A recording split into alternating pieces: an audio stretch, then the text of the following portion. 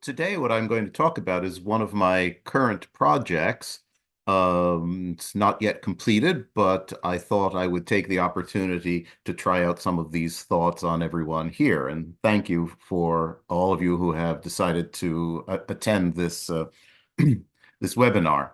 I'm going to begin with a few words about alchemy in general for context and medicine's connection there, and then I'll get into the substantive part of the paper about John of Rupescissa. So, pre-modern alchemy um, covered a broad range of preparative processes and many significant theories and conceptions of nature.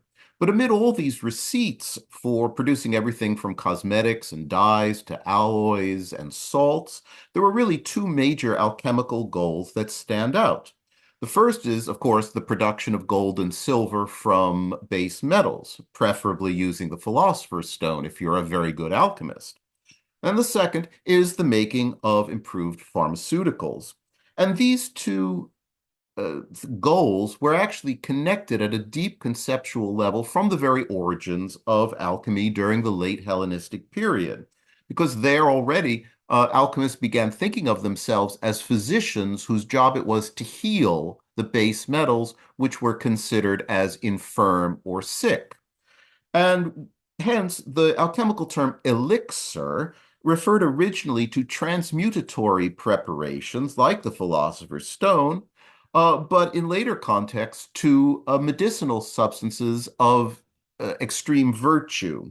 And the term elixir, which is of Arabic origin, is based upon the Greek term xerion, which refers to a dry medicinal powder that can be sprinkled on wounds to help them heal. Yet, despite this early linguistic connection, the Byzantine and Arabic alchemists don't seem to have pursued alchemical goals to any great extent. The addition of of medicine to the alchemical endeavor occurred somewhat later, in the late medieval Latin period. So while the connections between transmutation and medicine are clear, I would suggest that it would still be useful for us to elucidate further how the double goal of post-medieval alchemy emerged from an earlier alchemy that was predominantly metallurgical and transmutational. Where, when, how, and why did medicinal preparations come to have an equal prominence in alchemy with the long-established goal of metallic transmutation? Current literature tends to point primarily towards the late 16th century, or excuse me, the 16th century Swiss physician and iconoclast Theophrastus von Hohenheim, better known as Paracelsus. Paracelsus was explicit in claiming that true alchemy was directed at human health and healing, not at gold making or chrysopoeia. And there is no doubt that his many followers took up his position and famously engaged, sometimes violently, with more conservative medical authorities.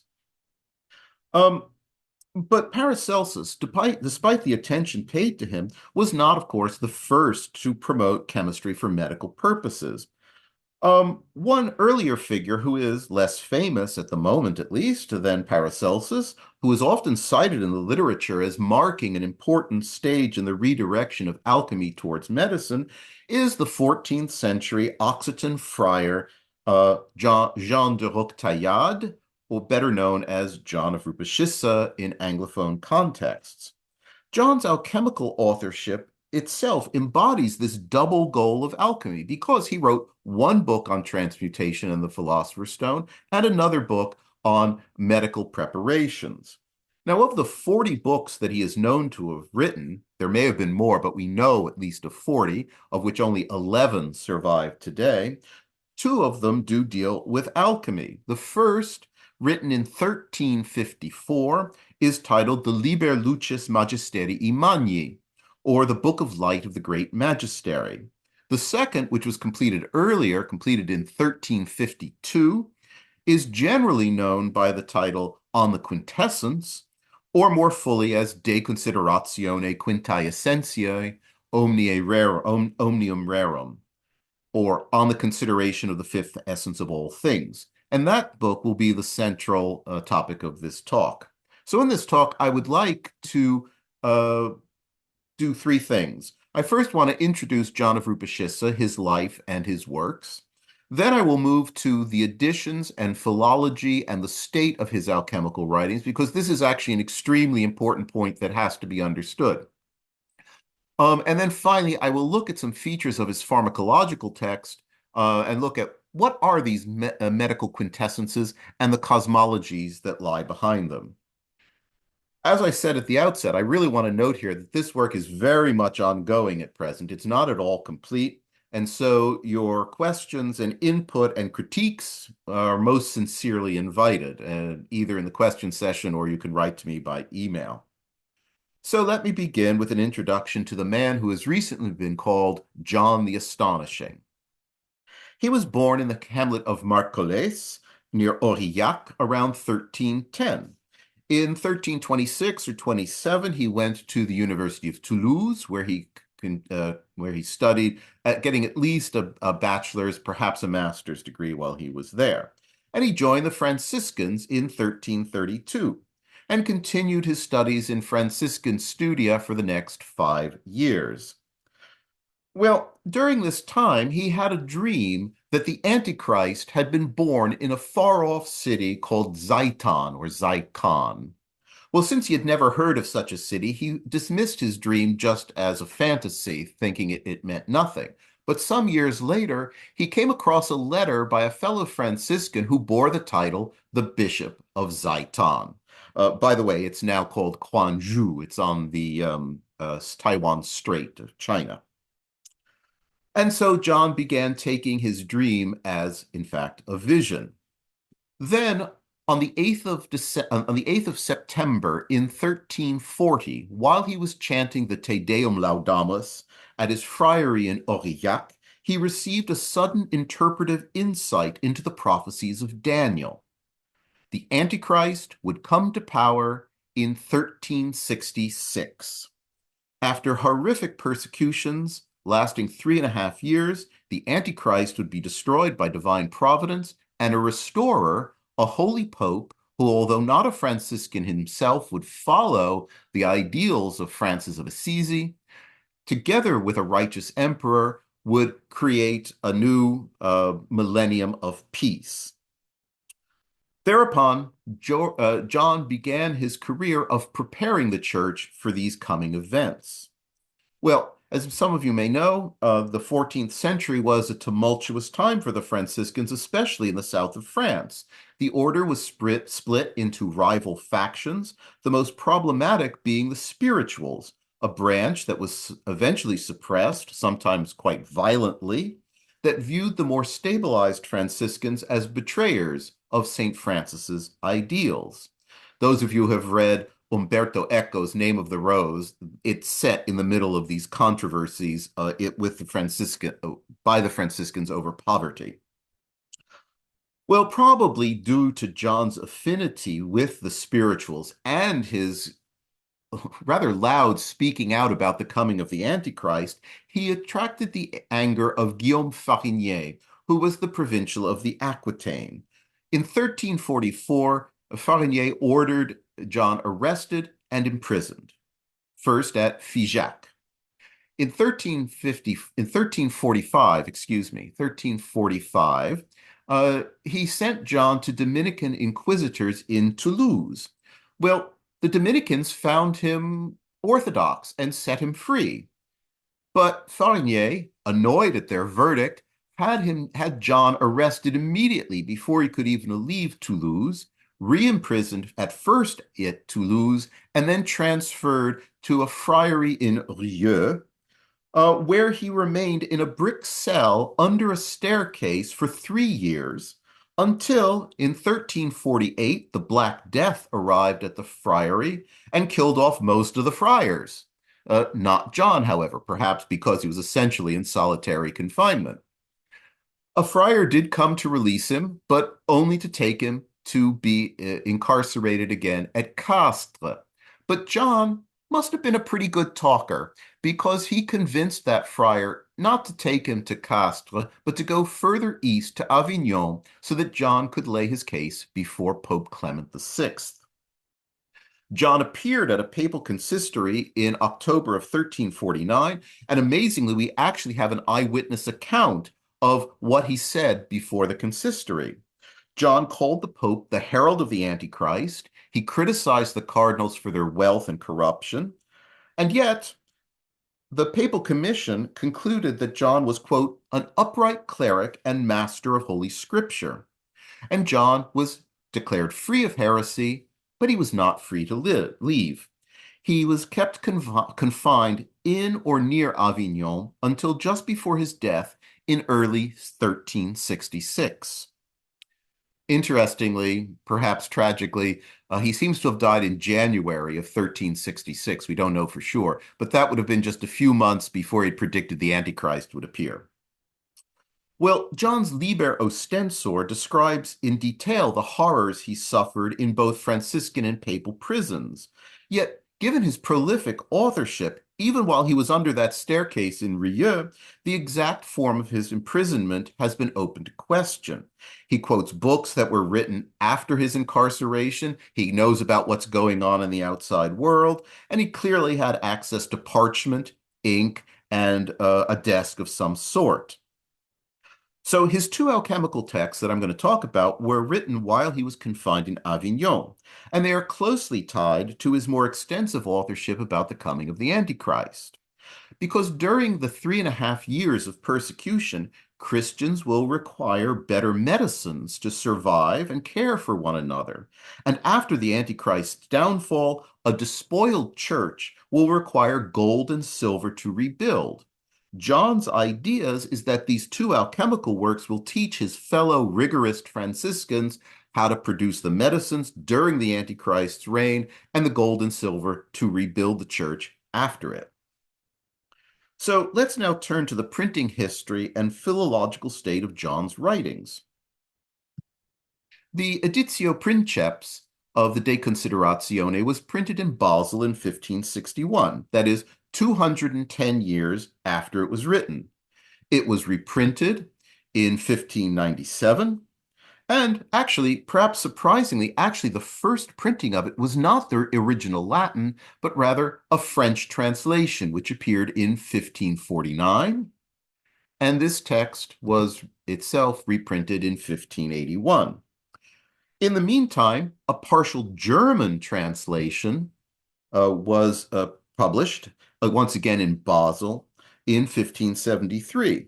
I should mention, interesting enough, that these three publications, Latin, French, and German, were produced from manuscripts that descended through different branches of the manuscript tradition. So their contents are actually different from one another and in some significant ways. And I'll come back to this manuscript tradition in just a moment. But first, I'm going to pause on this German translation because I was able to locate and identify the exact manuscript from which this book was published. It still resides in Basel in the university library. And you can see here, if you see the red pencil markings in the margins, these are the typesetter's marks, and they correspond to the final pages of the printed volume. Now, usually printers discarded the manuscripts from which they worked, so this is actually a very, very rare survival of an early modern marked up manuscript. Well, you can already see, given these three publications, that John's book was quite popular, at least in the 16th century. But what about the state of the text itself? Well, in the past 25 years, 30 years, several of John's prophetic writings have benefited from critical editions, but neither of his alchemical works, at least until I, for good or bad, started working on them, despite the fact that these were his most widely read works and for the longest time. Well, obviously, many things can happen to a manuscript or to a text when it stays in manuscript for 2 centuries. A quick glance at John's other alchemical work, the Liber Lucis, illustrates this point dramatically. So here are 2 printings of John's Liber Lucis, one in Basel in 1561. That's from the same publisher that did the other work, the medical work. and then again in Köln in 1579. But in a different version. How different are the versions? Well, in fact, the two share only a handful of sentences in common. They have about the same gist, but the text is very diverse. So that observation, which naturally made me ask which, if either, is John's original, and the presence of a very unusual scientific claim in one of these editions that I had a hard time believing was 14th century, led me a few years ago to start out making a critical edition of this work. So after expanding the number of manuscript witnesses from 44 to a rather incredible 105, I produced both a critical edition and quite a confident stemma codicum. Um, and the critical edition and the stemma together reveal something that might shock any scholar that might be thinking of relying on the printed editions. Namely, the earlier edition omits 50% of John's original text and adds substantial materials that are unrelated to John. The second edition is actually much more interesting. Um, it is a compilation, line by line, of an epitomized version and a back translation into Latin of a vernacular translation, possibly from Italian, plus later insertions. How do I know this? Well, because I was actually able to find the manuscript that contains both the epitomized version and the back translation into Latin. And when you put the two of them together, you get what was printed in Köln in 1579. So you can see that the printed editions are a serious problem. So let me just mention here in a moment of vile self-promotion that my critical edition translation and study will be available next April in the series Sources of Alchemy and Chemistry, published by Taylor and Francis under the aegis of the journal Ambix. And if you are an Ambix subscriber in 2025, you will get a free copy in the mail because that's how the Sources series works. And that was a plug for people interested in the history of chemistry to be subscribers to Ambix, because when we publish a new critical edition, you'll get a free copy. All right.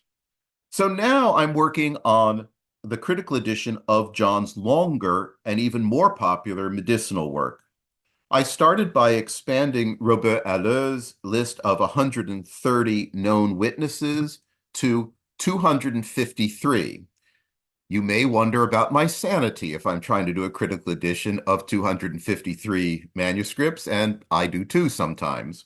But as you can see, I have right now 198 Latin manuscripts, 3 epitomes, 32 German ones. I haven't looked at them closely enough to know how many times it was independently translated into German, but I'll find that out later. 11 English, 5 Italian translations, 2 French, one of which is copied from the printed volume, and 1 each of Catalan and Swedish translations.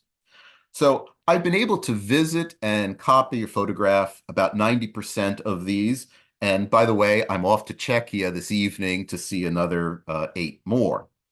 Now, while it's been claimed that 3 of the known witnesses are 14th century, I actually have to dispute the dating of all those. I think they're early 15th century, but I have found one unquestionably 14th century fragment.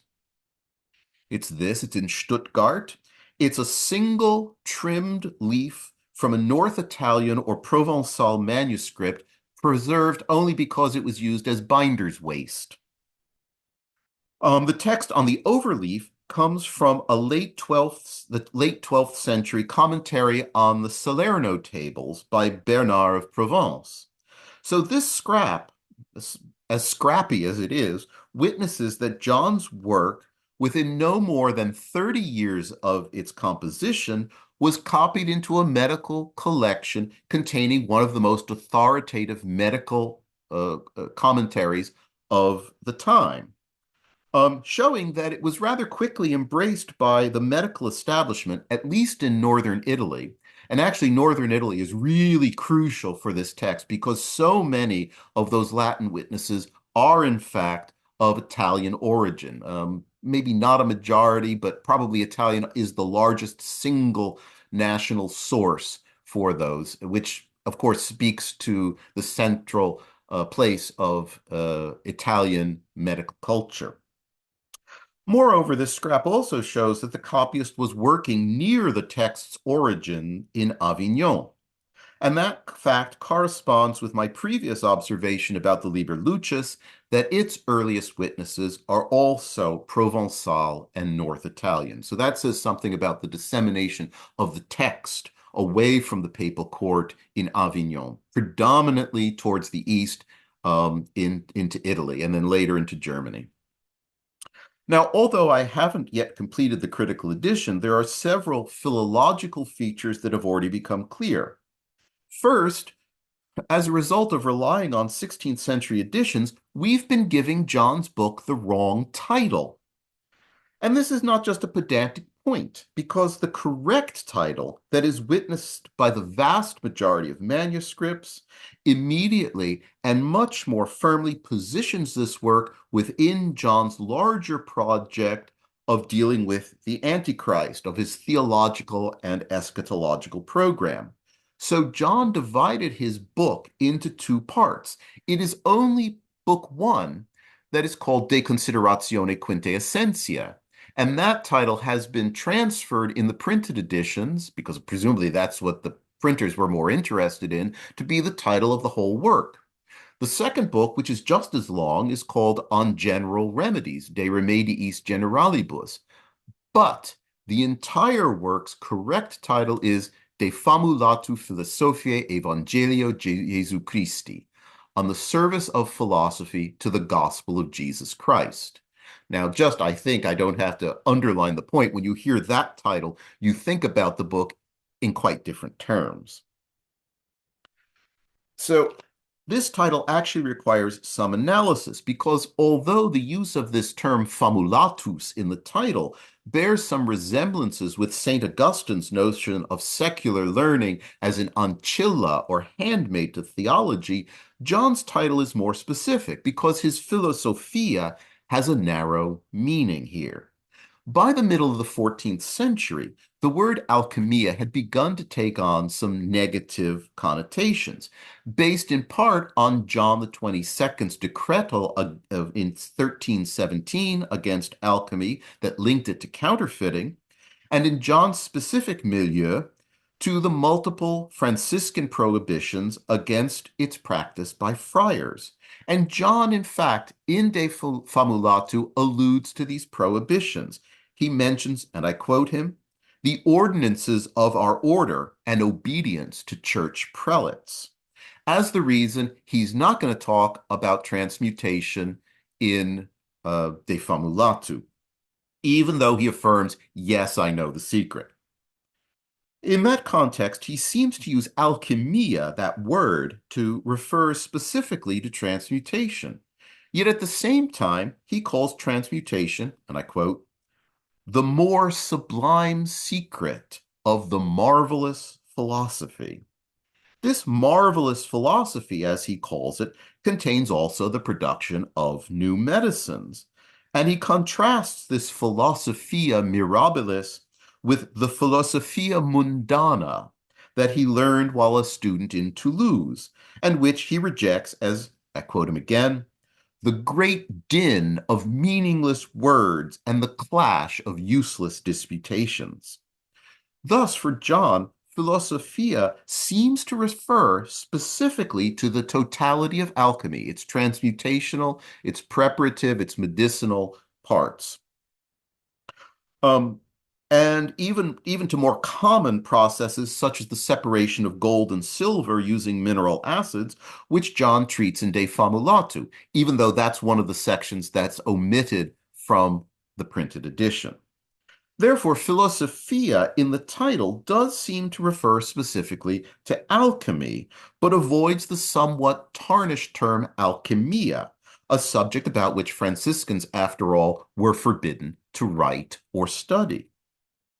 And it's simultaneously elevates alchemical practices to the level of philosophy and into a subject highly serviceable, in fact, holy, in the way that it can service Christianity.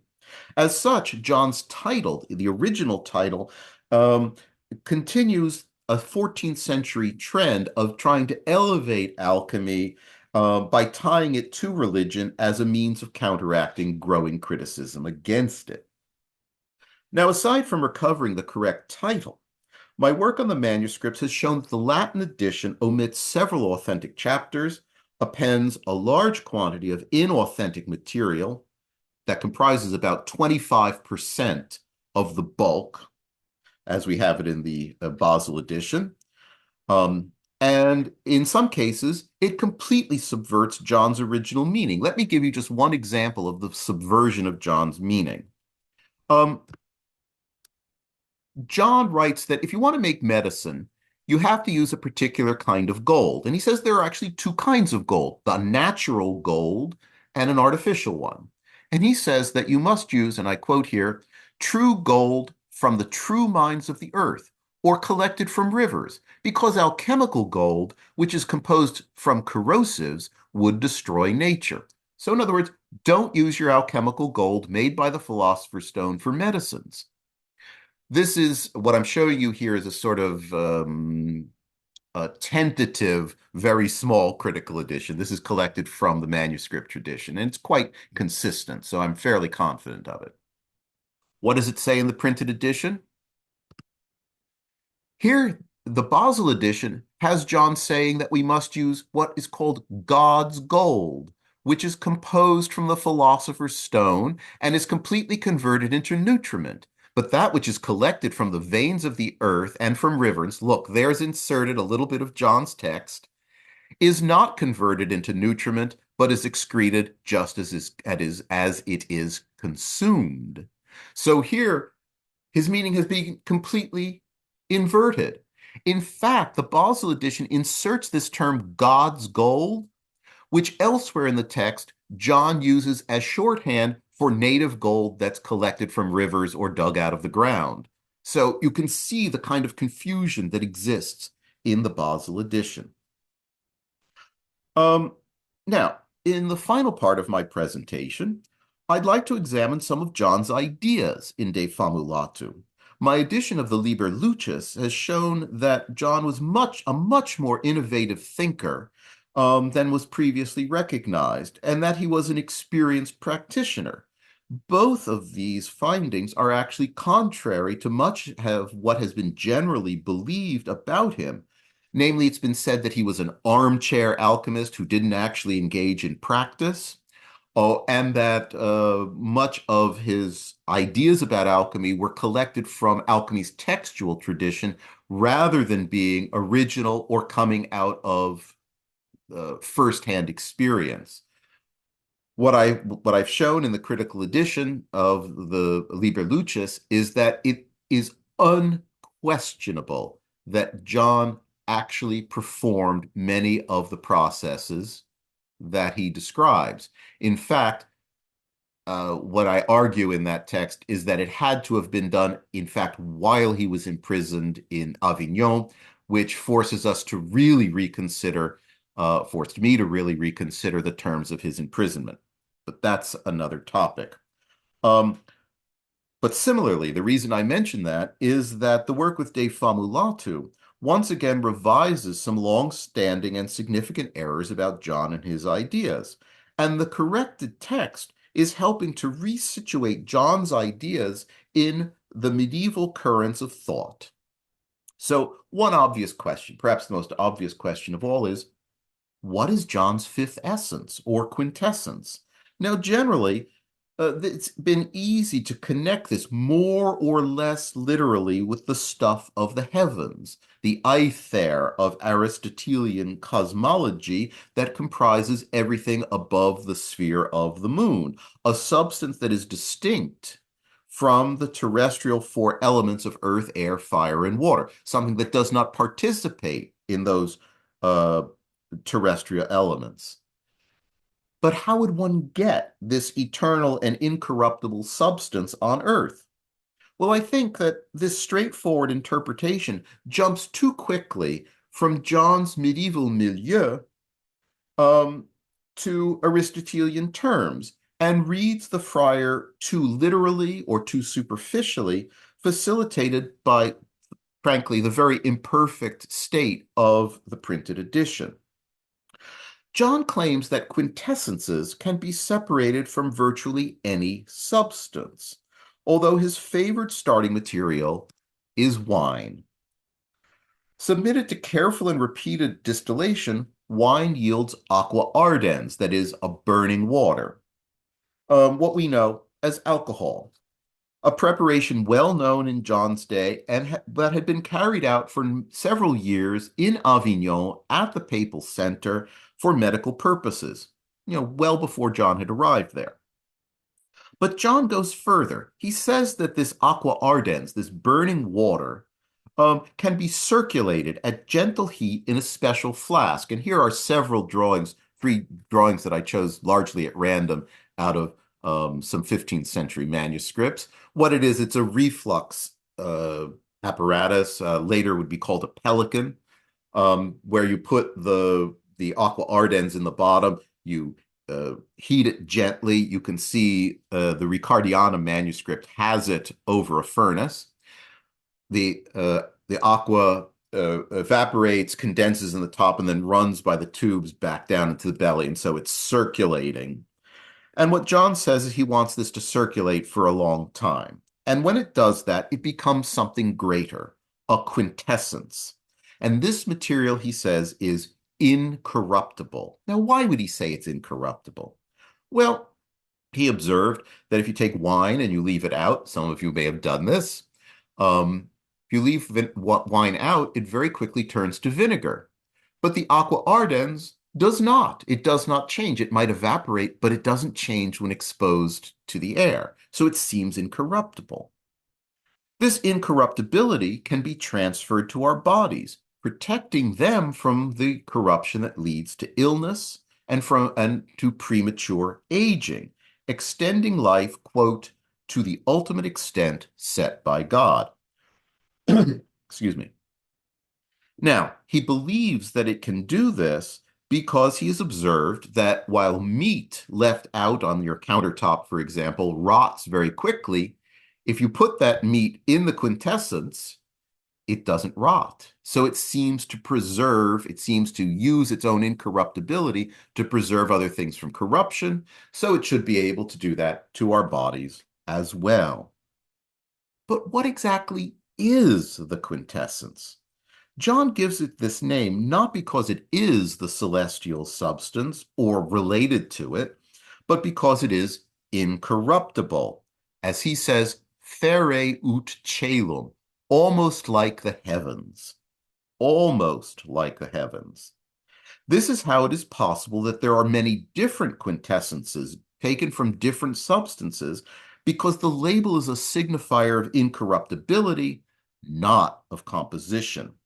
Thus, he can make a quintessence, for example, from mercury, from quicksilver, that has completely different properties from the distillate of wine, and still call it a quintessence, because accordingly, as he says, corrumpi non potest per ingenium nostrum, that is, it cannot be corrupted by any of our techniques.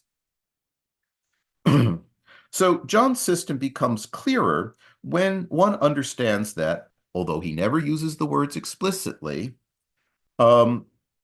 his medical vision depends upon the macrocosm-microcosm analogy that was already widespread in medieval medicine.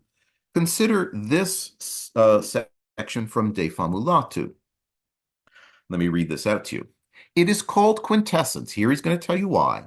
Because it holds itself with respect to our body as the heavens do with respect to the whole world, nearly in the same way that artifice can imitate nature as a thing very similar, very much akin, and of the same nature. Now, there's a lot in this one sentence, so let me unpack it a little bit. John seems to be stating here that just as the heavens, by the motion of the heavenly bodies, by the motion of the Pyrean sphere, um, keep the world functioning. It keeps it in motion. It keeps it stable by the celestial rotations. So is quintessence, in the same way, can govern and preserve our bodies through their influences.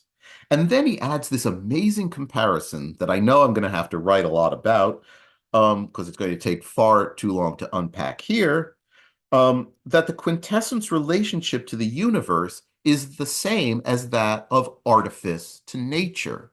So he sets up these beautiful comparisons. The way the heavens governs the world, the quintessences govern and conserve the human body. But then at a larger level, the way the quintessences are to the universe, artifice is to nature. So there's a lot to think about there. Well, this analogy, the microcosm, macrocosm, celestial to terrestrial, goes further because in the next steps, John will enhance the power of the quintessence. That is the quintessence he gets from wine. Just as the highest heaven does not pour down preservation, conservation in the world through itself alone and marvelous influences, but through the power of the sun and of the other stars, so this heaven, namely the quintessence, wants to be adorned with a marvelous, shining, incorruptible sun. So what is this shining, incorruptible sun? Well, in line with very standard alchemical planetary connections, it's gold, that gold that is collected from rivers or from mines. And so John repeatedly quenches heated gold in the distillate to give it these aural, these solar, these gold-like qualities as well. And interestingly, what does he call this process? He gives it actually three names at different points through the treatise. He calls it the setting up of the sun, the encircling of the sun in the quintessence, or the infixing of the sun or stars in the heavens, each star being one of the metals, and the heavens, the celestial thing, the quintessence of wine. So therefore, realizing this, I came to believe that the title of his first book is actually a pun that I don't think we've gotten anymore. But see what you think of this. De consideracione quinte essentiae. Look at the root of consideratio. In the middle of the word is sidera, the stars. And so it essentially means with the stars. The fixing of the sidera in the quintessence, analogous to positioning the planets in the heavens. So I'm playing around here, thinking maybe we can preserve a bit of this pun by calling it not just on the consideration of the quintessence, that is, you're thinking about the quintessence, you're thinking about what it might do, but it's on the installation of the fifth essence. Remember, John was a very practiced and talented biblical exegete who reads scriptures on multiple levels as a matter of course, without even thinking about it. So to me, it makes sense that his way of writing would have included multiple levels and puns like this. All right, finally, if the quintessence is not the Aristotelian fifth element, what is the stuff that's in John's flasks? Well, when he describes the preparation of the quintessence of wine, it appears that the quintessence is not extracted from aqua ardens. That means you take the best part of it, the purest part of it. He says it doesn't seem to be extracted. We tend to use quintessence as if it's the finest, purest essence of a thing. But for him, it seems that the entire aqua ardens, or most of it, is converted into a quintessence. How does this happen? He explains, through the continuous ascent and descent that is in that circulatory vessel, what is sublimed will arrive at so great a height of glorification that it shall be, pay attention to the words here, an incorruptible composite, truly like the heavens, a compositum incorruptibile. A compound of what? Well, surely it's actually of the four elements. Yet it is incorruptible like the heavens. Now here, one might pause to ask whether John believes that the heavens, the celestial substance itself, contrary to what Aristotle says, is a composite rather than a distinct fifth element. Unfortunately, the sources we have can't answer that question, although I discovered there are some medieval precedents for that idea. The point I'm trying to make here is that his quintessences, are compounds of the four terrestrial elements. Well, that leads to a new problem. How can they be incorruptible if they are compounds of the four terrestrial elements? Aristotle indicates that no terrestrial compounds can be eternal because the components act upon one another according to their qualities. Hot acts upon cold, wet upon dry, and thereby cause decomposition or corruption. But there's a way out. What if the powers of the elements are perfectly balanced such that the composition is held in equilibrium? Aristotle himself does consider this concept in De Generatione et Corruptione. John gives several indications that this is exactly what he has in mind, because he sometimes, not always, but sometimes calls his substances aequata, that is, balanced. Thus, quintessences are not the Aristotelian aether, and one should not go too far in attributing celestial heavenly virtues to them. That would mean taking far too literally this very complex analogical scheme that John has devised. I should say also that when the Papal Commission finally made its decision about John, whether he was heretical and his prophecies were heretical or not, they said that he was, and I quote, there were two things that were said about him. I quoted you one before, that he was a master of Holy Scripture, but they continue to say that he's a master of Holy Scripture, of theology, and of astronomy. And it's very interesting they've added that third, astronomy, because we don't actually have any astronomical text. It could, in fact, be where he uses astrology to talk about the Antichrist's appearance, but it could also be that this, which he writes after that decision is made in 1350, he's writing this in 51 and 52, that qualification of his astronomical knowledge may inform the background to De Famulatu. At any rate, the quintessences are composites of the four terrestrial elements, but so balanced as to be almost as, remember that fere ut, almost as incorruptible as the supralunar substance. And they can then act by sharing that incorruptible character with the human body and acting as potent medicines. And in John's specific intention, help his fellow Franciscans and the Christian faithful survive the Antichrist's 3.5 years of horrific persecution until his divinely ordained and predictable downfall, whereupon the Franciscans set about rebuilding Christendom using the gold and silver made by the philosopher's stone as taught in the Liber Lucis, and usher in that millennium of peace. Well, obviously, there's much more to say about John's medical and chrysopoetic systems. Most importantly, its background in the thought and writings of other, specifically Franciscan alchemists. I'm working on a parallel project here, answering the question, why are so many Franciscans alchemists? There's actually a huge number of them, despite the constitutiones of the Franciscan order that say this is forbidden to the friars. They're still doing it. And I think there's some potent theological reasons for that.